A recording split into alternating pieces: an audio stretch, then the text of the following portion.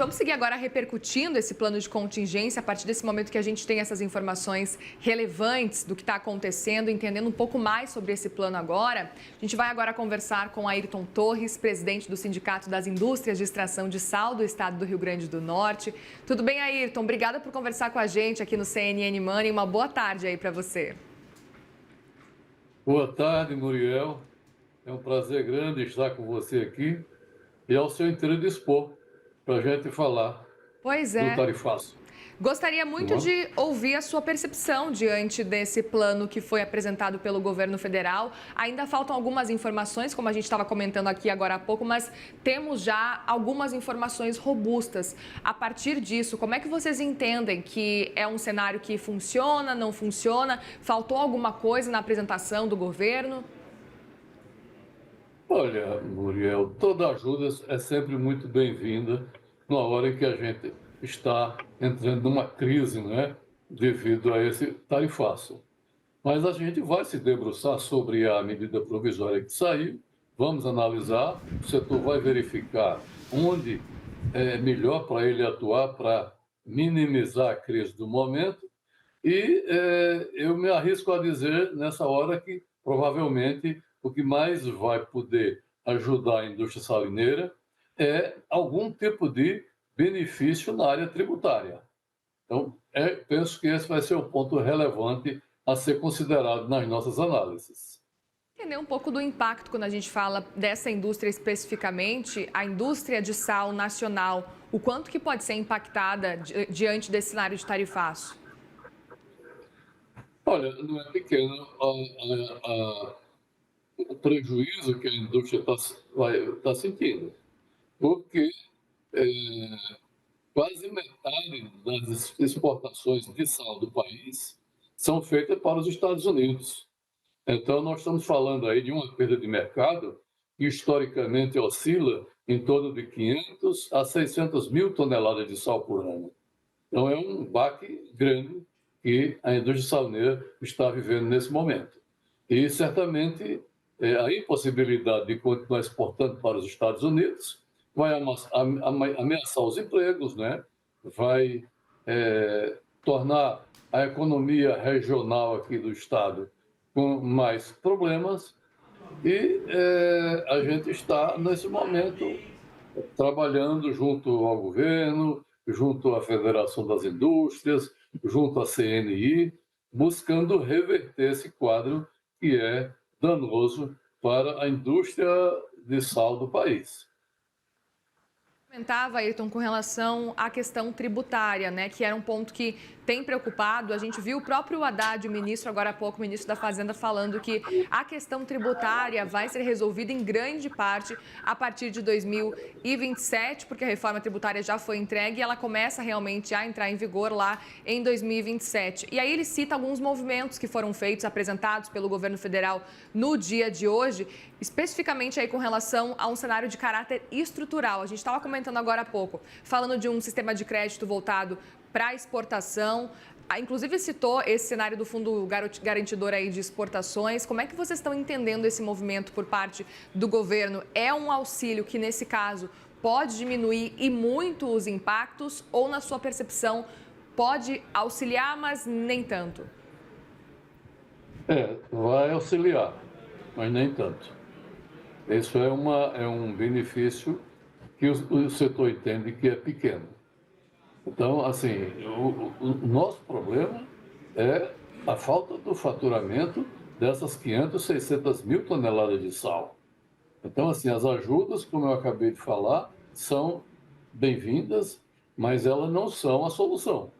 E a solução está em o país continuar insistindo na negociação para que o sal, assim como tantos outros produtos, saiam dessa lista do tarifaço. Perfeito. E pelo que vocês têm acompanhado diante das conversas, inclusive com o ministro, vice-presidente Geraldo Alckmin, vocês acreditam que o sal pode ser priorizado nesse cenário de conseguir reduzir, pelo menos sair dessa lista aí de tarifaço? Olha, nós estamos confiantes nessa direção. Primeiro porque os Estados Unidos é um grande produtor, mas também é um grande importador. Os Estados Unidos precisam de muito sal. E então nós somos um fornecedor confiável para os americanos. Então nós estamos acreditando sim que haja o bom senso nas autoridades americanas e o sal saia dessa lista de tarifaço.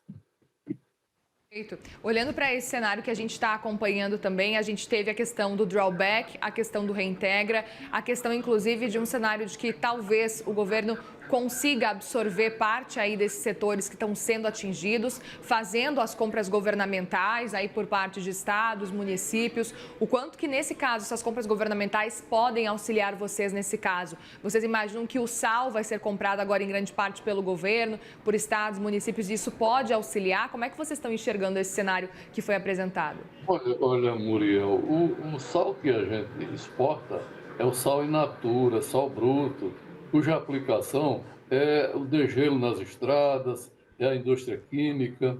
Então, o governo, ele não é um cliente da indústria salineira do Estado. E, de acordo com a nossa visão, ele não teria uma aplicação direta para o nosso produto. Então, esse programa de o governo comprar de quem não está conseguindo exportar, nós acreditamos que não tem condições de chegar ao sal. Esse é um ponto importante para a gente entender, especificamente com relação a compras governamentais. Então, na sua percepção, o governo não conseguiria auxiliar vocês nesse ponto?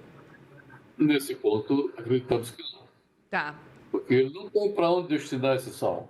E quando você fala de alimento, ok, você tem aí a cesta básica, tem as escolas, tem os hospitais, mas sal in natura para a indústria, ele não está nem preparado para servir como alimentação humana.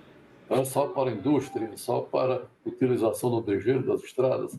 Então, acreditamos que esse é um item que não vai ser considerado pelo governo no que diz respeito ao sal brasileiro.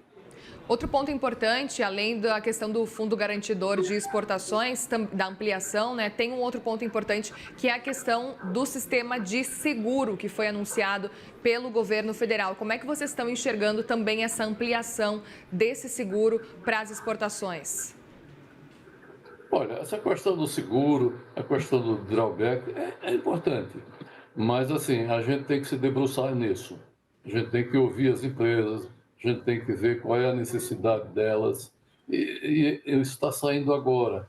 A gente não tem ainda uma posição firmada dos exportadores quanto a esses pontos. Talvez tenha uma relevância, não podemos destacar que isso é irrelevante.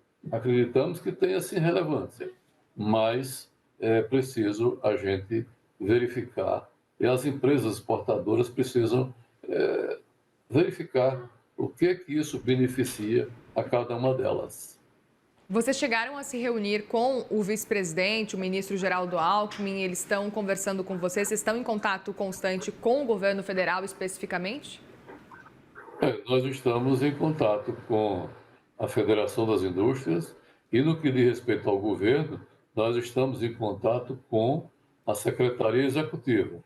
Nós já tivemos encontros com o secretário executivo, Dr. Márcio Rosa, levamos para eles todas as informações que o setor tem e mostrando as dificuldades que ele passa a viver com o tarifaço, e o secretário foi muito sensível às informações que nós levamos a ele, até nos agradeceu, porque são subsídios que eles precisam ter para colocar no relatório que eles têm trabalhado intensamente com vistas a fornecer subsídios técnicos para a negociação com o governo americano.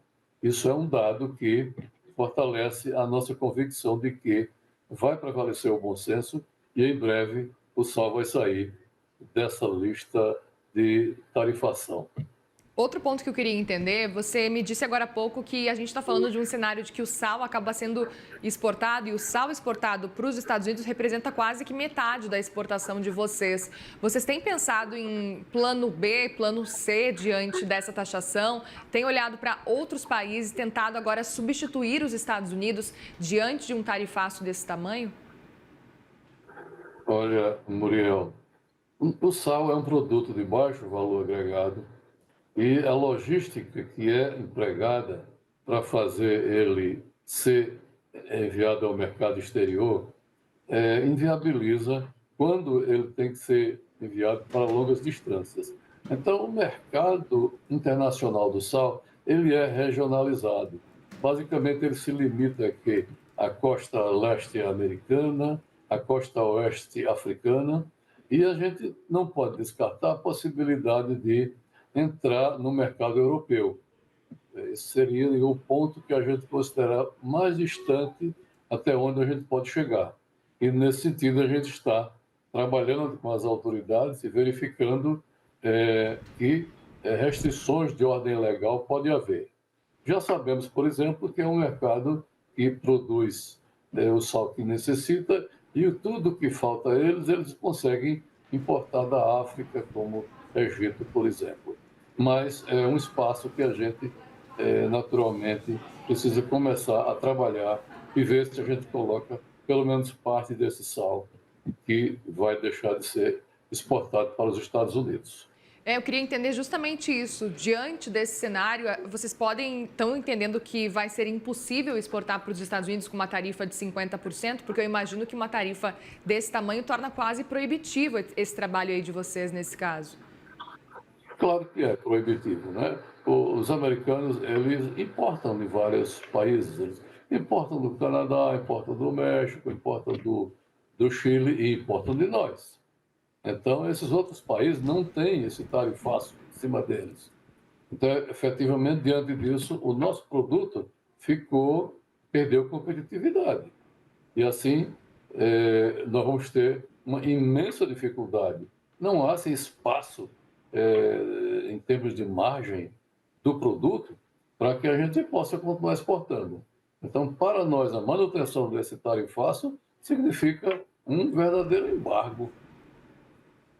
E aproveito também para te perguntar, para a gente encerrar nosso papo por aqui, Ayrton, que a gente viu também na divulgação feita pelo governo federal que esse plano aí de contingência também está vendo um cenário de talvez começar a exportar para outros países como Índia, como China, justamente para tentar escoar essa produção que não vai mais para os Estados Unidos. Como é que vocês estão enxergando essa possibilidade? Vocês têm visto já alguns países em específico ou China e Índia já faz sentido para vocês nesse caso?